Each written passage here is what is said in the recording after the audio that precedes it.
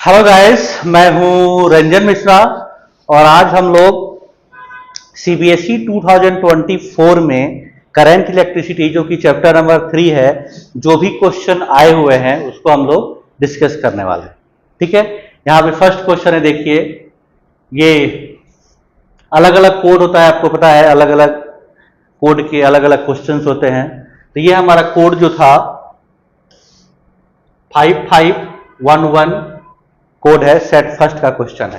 Question क्या है, देखिए। Consider the circuit shown in the figure, the potential difference between point A and B. कहां कहां आपसे डिफरेंस पूछा गया है? इस दो पॉइंट के बीच, एक पॉइंट ये है और एक पॉइंट ये है। यहां पे आपसे पूछा गया है कि पोटेंशियल डिफरेंस क्या होगा। ठीक है, अब यहां देखिए, इसको कई तरीके से हम लोग क्वेश्चन को सॉल्व कर सकते हैं। सिंपल तरीका, दो सेल दिख रहा है और दोनों क्या है? पैरेलल में है। तो पैरेलल कॉम्बिनेशन ऑफ सेल से हम डायरेक्ट इन दोनों के बीच का क्या निकाल सकते हैं? ईएमएफ निकाल सकते हैं। याद करिए, क्या था फॉर्मूला?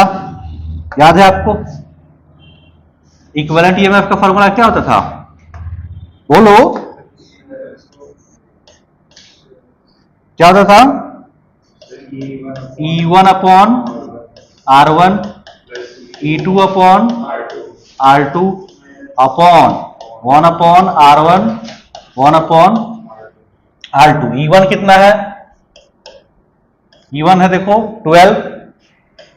ठीक है, अपॉन इसका इंटरनल रेजिस्टेंस से हो जाएगा 1। ठीक है, फिर प्लस ये क्या है? E2, ये हो गया 6 और इसका इंटरनल रेजिस्टेंस कितना है? 0.5, मतलब 1/2 अपॉन 1 अपॉन R1, मतलब 1 अपॉन 1 प्लस 1 अपॉन 1/2। अब इसको सॉल्व करिए, ये कितना हो गया? 12, और ये भी हो गया 12, और ये कितना हो गया? 2 + 1 3, तो 24 अपॉन 3, 8 वोल्ट। दैट मीन्स कौन सा ऑप्शन सही था? 8 वोल्ट। ठीक है, कोई डाउट है तो पूछ लीजिए। है, आप चाहते थे इसको ऐसे भी कर सकते थे, यहां पे डायरेक्ट आप क्या करते? केवीएल लगाए थे, इसके बीच केवीएल लगाए थे, क्योंकि ये पूरा क्लोज लूप है। केवीएल लगाते तो करंट निकल जाता इसके बीच का, और फिर इनके बीच का वोल्टेज ड्रॉप निकाल लेते। इनके बीच का वोल्टेज ड्रॉप क्या होता? 12 माइनस आई इंटू 1। ठीक है, आप चाहे तो ऐसे भी कर सकते हैं। इस क्वेश्चन को करके दिखाऊं? ये कलर चेंज नहीं हो रहा है, ये देखो। जैसे यहां से केवीएल लगाओ तो क्या होगा? अगर मैं ऐसे केवीएल लगाऊं तो ये प्लस माइनस, ये प्लस, ये माइनस, तो क्या हो जाएगा? Minus I plus 12 minus 6 minus 1/2 I equal to 0। ये कितना हो गया? Minus 3/2 I equal to minus 6, minus से माइनस गया, ये 2, आई की वैल्यू क्या आ गई? 4 एम्पियर। ठीक है, अब इनके बीच का ड्रॉप देखना था। इनके बीच का ड्रॉप क्या हो जाता? ई माइनस, ऐसे होता है ना, ई माइनस आई आर होता है। ये कितना है? 12 माइनस आई हो गया 4, और इसका इंटरनल रेजिस्टेंस क्या है? 1 है ना। तो क्या हो गया? 12 माइनस 4, 8 वोल्ट। इनके बीच का टर्मिनल क्या आ गया? 8 वोल्ट आ गया। आप ऐसे भी कर सकते थे। ठीक है, चलिए अब हम लोग नेक्स्ट क्वेश्चन देखते हैं। यहां पे ये हमारे पास थर्मल इफेक्ट जो होता है, टेम्परेचर का इफेक्ट रेजिस्टेंस के ऊपर, उस पे क्वेश्चन है। Find the temperature at which resistance of a wire made of silver will be twice its resistance at 20 degree.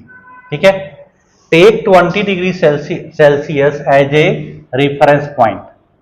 Temperature coefficient दिया हुआ है। ठीक है, ये डायरेक्ट क्वेश्चन है आपका। ठीक है, क्या क्वेश्चन था देखो, याद करो। R इक्वल टू क्या होता था? R equal to R0 1 plus alpha delta T. तो T माइनस इनिशियल टेम्परेचर 20 दिया ही हुआ है। ठीक है, कोई दिक्कत है? अब देखो फाइनल रेजिस्टेंस कितना हो गया है, find the temperature at which resistance of wire is made twice of its at 20 degree. मतलब फाइनल कितना हो गया है, 2R हो गया है। इनिशियल अगर R था तो फाइनल कितना हो गया है, 2R हो गया है। 1 plus alpha T minus 20, R से R कट गया, क्या बच गया, 1/2 equal to 1 plus alpha T minus 20। ये 2 थोड़ा ना बचेगा, 1/2 क्यों लिख दिया मैंने, 2 बचेगा ना यहाँ पे, ठीक है, कोई दिक्कत है। R equal to R not 1 plus alpha delta T होता था। हमने क्या किया, क्वेश्चन में कहा गया था कि रेजिस्टेंस दोगुना हो गया है, ठीक है, तो हमने इसको दोगुना कर दिया, इनिशियल R लिया और बाद में 2R ले लिया। अब सीधे वैल्यू डाल दीजिए, यहां से क्या हो गया, 2 minus 1 equal to alpha T minus 20, ये हो जाएगा T माइनस 20 इक्वल टू 1/अल्फा।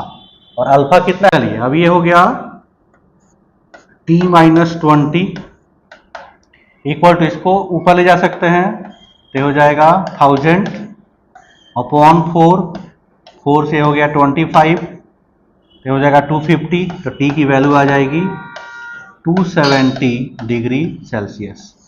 अगर आप इसमें 273 ऐड कर देंगे, ठीक है, तो क्या बन जाएगा, केल्विन में, ठीक है। ये क्वेश्चन है, देखिए ये ग्राफ का क्वेश्चन है, plot the graph showing the variation of current with voltage for material gallium arsenide. Gallium arsenide एक सेमीकंडक्टर मटेरियल होता है, जो कि हम लोग लास्ट चैप्टर में पढ़ेंगे सेमीकंडक्टर वाले में, ठीक है। अब उसमें देखिए ये हमने ऑलरेडी ग्राफ इसका बना दिया है, हाथ से बनाते तो ये थोड़ा सा टेढ़ा मेढ़ा बनता। इसमें पूछा गया है mark the region where resistance is negative and where Ohm's law is followed, ठीक है। तो ओम्स लॉ क्या कहता है, ओम्स लॉ कहता है कि V directly proportional to I, तो जहां पे प्रोपोर्शनल होगा मतलब स्ट्रेट लाइन होगा। तो यहां देखिए इस रीजन में ये स्ट्रेट लाइन है, इसलिए यहां पे क्या है, ओम्स लॉ फॉलो हो रहा है, फॉलो हो रहा है ना। देखिए इधर क्या है, करंट है और इधर यहां से स्ट्रेट लाइन है, देखो इस पोर्शन में ये पूरा स्ट्रेट लाइन है, तो यहां पे क्या हो रहा है, ओम्स लॉ फॉलो हो रहा है। अब देखिए R क्या होता है तुम्हारा, V इक्वल टू RI, तो R की वैल्यू क्या होगी, V/I, ठीक है। इसका मतलब V/I क्या है, स्लोप देगा, क्या दे देगा, स्लोप। अगर आपको रेजिस्टेंस निकालना है तो V/I करेंगे तो क्या दे देगा, स्लोप। और अगर स्लोप थीटा की वैल्यू ग्रेटर देन 90 हो जाए, थीटा की वैल्यू ग्रेटर देन 90 हो जाए, तो स्लोप जो कि tan थीटा होता है, इसकी वैल्यू क्या हो जाएगी, निगेटिव, इसकी वैल्यू क्या हो जाती है, निगेटिव। तो इस रीजन में देखिए अगर आप यहां से खींचेंगे ऐसे, तो ये जो एंगल बनेगा 90 से ज्यादा बनेगा, और इसलिए यहां पे स्लोप क्या होगा, निगेटिव होगा। सिंपल सा क्वेश्चन था, इसमें कुछ था नहीं। चलिए नेक्स्ट क्वेश्चन है, देखिए यहां पे a student asked to connect 4 cells each of EMF E and internal resistance R in series, but C and he connect one cell wrongly in series with other, the equivalent EMF and equivalent internal resistance। ये question हम लोग कर चुके थे। याद करिए कि अगर आपके पास ऐसे क्वेश्चन था कि अगर एक सेल है फिर दूसरा सेल है, ठीक है, ऐसे हमने क्या कहा था कि n सेल हैं, ठीक है।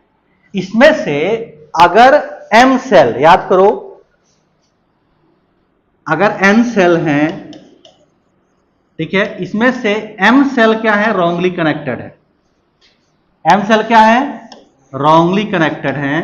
तो जो इक्विवेलेंट ईएमएफ आता है, E इक्विवेलेंट आता है, वो आता है NE माइनस 2ME।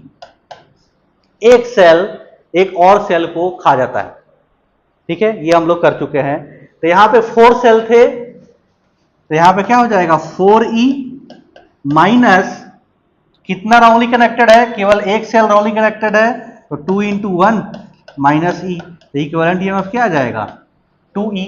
और क्योंकि सीरीज में रेजिस्टेंस तो डायरेक्ट ऐड होते हैं, तो जो R इक्विवेलेंट होगा वो 4RE होगा, क्योंकि R1 plus R2 plus R3 plus RN। ठीक है, लिख लीजिए, इसका मतलब ऑप्शन क्या हो जाएगा, ऑप्शन डी। इस चीज को मैं डायरेक्ट करके भी दिखाता हूं आपको, ये तो फॉर्मूला के थ्रू हमने कर लिया, इसको मैं 4 सेल लेके करके भी दिखाता हूं। देखिए, इसको मैं केवीएल के थ्रू करके दिखाता हूं। मान लीजिए आपके पास 4 सेल थे, एक, ये दूसरा सेल, ये तीसरा सेल और ये चौथा सेल। ये आपने क्या किया, रॉन्गली कनेक्ट कर दिया। देखिए, सबका निगेटिव टर्मिनल पहले है और इसका निगेटिव टर्मिनल, इसका पॉजिटिव टर्मिनल पहले आ गया। ये था R E R E R E R E। अब अगर आप इसमें केवीएल लगाएंगे, अगर आप इसमें केवीएल लगा दीजिए, करंट आई है, तो क्या होगा, plus minus plus minus plus minus plus minus. तो जब आप केवीएल लगाएंगे तो होगा क्या, माइनस आई आर, और ये 4 बार है, इंटू 4, और E प्लस ई 3 बार, तो 3E, और ये प्लस से माइनस जा रहे हैं, देखो इस वाले में, तो ये माइनस ई डेट इज इक्वल टू 0। तो यहां से I की वैल्यू क्या आई, देखिए I की वैल्यू आ गई 2E अपॉन यहां पे क्या आएगा 4R। डेट मीन्स नीचे क्या आया, जो आपका करंट होता है E equivalent upon R equivalent होता है, तो करंट क्या आ गया, E ऊपर आया है 2E, तो E इक्विवेलेंट कितना हो गया, 2E हो गया, और नीचे 4R आया, तो ये R इक्विवेलेंट हो गया। डेट मीन्स R इक्विवेलेंट आपका हो जाएगा R1 plus R2 plus R3 plus R4 के हिसाब से 4R, और E इक्विवेलेंट हो जाएगा आपका 2E। ठीक है, मैंने इसको प्रोसेस से भी करा दिया, और ये आपका ऑप्शन डी हो गया। ठीक है, चलिए नेक्स्ट क्वेश्चन देखते हैं। ये बहुत इंपॉर्टेंट क्वेश्चन है। क्वेश्चन क्या है कि 2 batteries of EMF 6 volt and 3 volt and internal resistance 0.8 ohm and 0.2 ohm respectively are connected in series to an external resistance R. As shown in the figure, find the value of R so that potential difference across battery is 0. बहुत important, यहां देखिए, यहां पे क्या कहा गया कि इसका इंटरनल रेजिस्टेंस है कितना, 0.8 ओम का। यहां पे इंटरनल रेजिस्टेंस कितना है, 0.2 ओम का। ठीक है,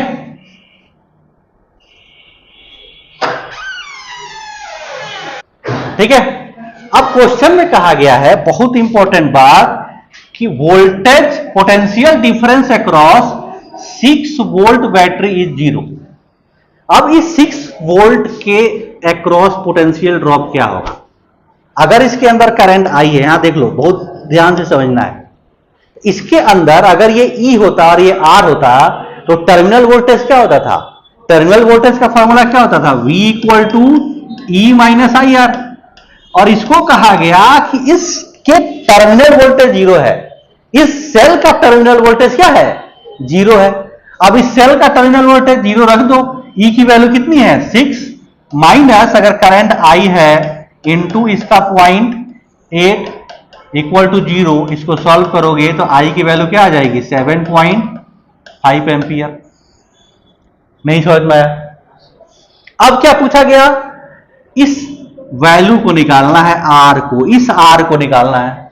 अब आपको सब कुछ पता चल चुका है, I पता चल चुका है, इसमें KVL लगा दीजिए, कुछ बचा ही नहीं इस क्वेश्चन में। जब आप KVL लगाएंगे, इसको मैं थोड़ा सा मिटा देता हूं, साफ सुथरा कर दूं। ठीक है, जब आप इसमें KVL लगाएंगे तो क्या होगा, ऐसे चलो।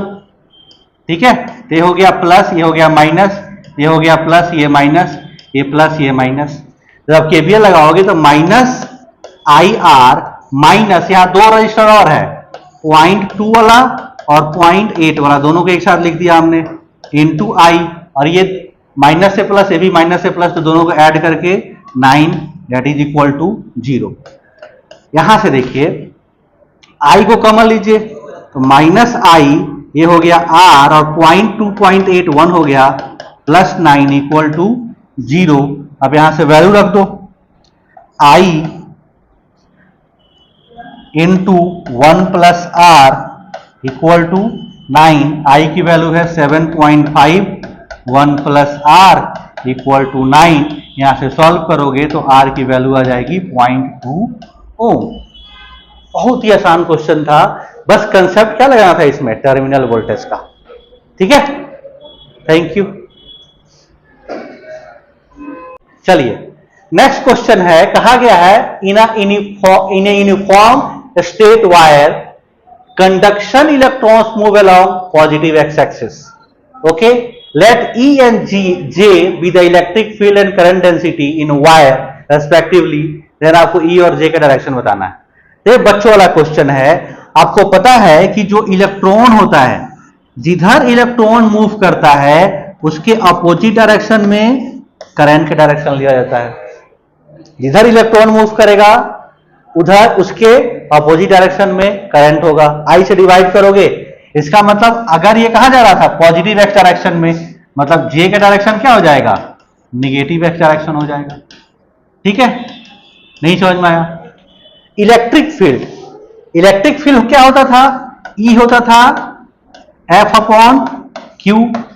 तो फोर्स क्या होता है, F हो गया Q इंटू E। अब अगर ये पॉजिटिव होगा, अगर ये पॉजिटिव होगा तो फोर्स फील्ड की डायरेक्शन लाएगा, या कहिए फील्ड का डायरेक्शन फोर्स की डायरेक्शन होगा अगर Q पॉजिटिव है। लेकिन अगर Q निगेटिव हो गया तो डायरेक्शन क्या हो जाएगा, अपोजिट। इसका मतलब E का डायरेक्शन भी क्या हो जाएगा, निगेटिव एक्स डायरेक्शन। यहां से ऑप्शन देखो कौन सा है, दोनों निगेटिव कौन सा है, E and J both are along negative x direction. That means option B is correct. चलिए नेक्स्ट क्वेश्चन है कि uniform wire of length L cross sectional area A has resistance R। तो वायर इज यूनिफॉर्मली स्ट्रेच्ड। बहुत important बात है, क्या किया गया, स्ट्रेच किया गया। जब भी वायर को आप स्ट्रेच करते हैं तो उसका वॉल्यूम क्या होता है, फिक्स रहता है। इनिशियल वॉल्यूम मान लीजिए अगर A1 इंटू L1 है और बाद का क्या है A2 इंटू L2 है। यहां से आपको L2 upon L1 equal to क्या जाता है, A1 अपॉन A2। अब आता है रेजिस्टेंस पे, कहा गया है कि its length increases by 25% percentage increase in resistance. और रेजिस्टेंस क्या होता है, देखो R होता है रो L अपॉन A, यही होता है ना। अगर ये R2 होगा तो ये ρ2 होगा, L2 होगा, A2 होगा। ठीक है, अगर स्ट्रेच कर लो तो मटेरियल चेंज नहीं होगा तो वो सेम रहेगा। ठीक है, अगर आपको R2 अपॉन R1 लिखना है तो क्या लिखना पड़ेगा, ρ2 अपॉन ρ1। ठीक है, L2 अपॉन L1 और A1 अपॉन A2। ठीक है, ये तो 1 हो गया। ठीक है, और ये दोनों चीज सेम है। देखो L2 अपॉन L1 क्या है, A1 अपॉन A2 के इक्वल है। अब क्वेश्चन में देखो क्या कहा गया कि लेंथ 25% से बढ़ा दिया गया। 25% से बढ़ाने का मतलब क्या है कि जो L2 है वो क्या हो गया, L1 प्लस 25% ऑफ L1, मतलब क्या हो गया 1.25 L1। यहां से L2 अपॉन L1 क्या आ जाएगा 1.25 आएगा। यहां से देखिए, यहां पे वैल्यू डाल दीजिए आप, इसको मिटा दो, नहीं करता थोड़ा सा। यहां से देखो ये लिख देता हूं, ये क्या हो गया R2 upon R1 that is equal to L2 upon L1 और A1 अपॉन A2 आ गया 1.25 स्क्वायर। ठीक है, अब लेकिन हमें पूछा क्या गया है, परसेंटेज इंक्रीमेंट। परसेंटेज का मतलब क्या होता है, परसेंटेज का मतलब क्या होता है, R2 minus R1 upon R1 into 100। ये तुम्हारा परसेंटेज होगा, यही परसेंटेज होगा ना। इसको स्क्वायर करो, उसमें से 1 माइनस करो। ठीक है, इसको स्क्वायर करो, ये तुम्हारा R2 अपॉन R1 है। दोनों से क्या करोगे, ये R2 माइनस R1 आएगा कैसे, यहां समझ लो। ये लिखा हुआ है R2 माइनस R1। अगर -1 करोगे तो क्या आ जाएगा, R2 minus R1 upon R1 आ जाएगा, आ जाएगा ना। वही चीज मैं कह रहा हूँ कि R2 अपॉन R1 करना है, तो आपको करना क्या है, करना क्या है इसमें, -1 कर देना है। ये आ जाएगा तुम्हारा 1.25 इंटू 1.25 माइनस 1, ठीक है, इंटू 100। और इसको सॉल्व करोगे तो ऑलमोस्ट 56% के आसपास आ जाएगा, ठीक है। Thank you.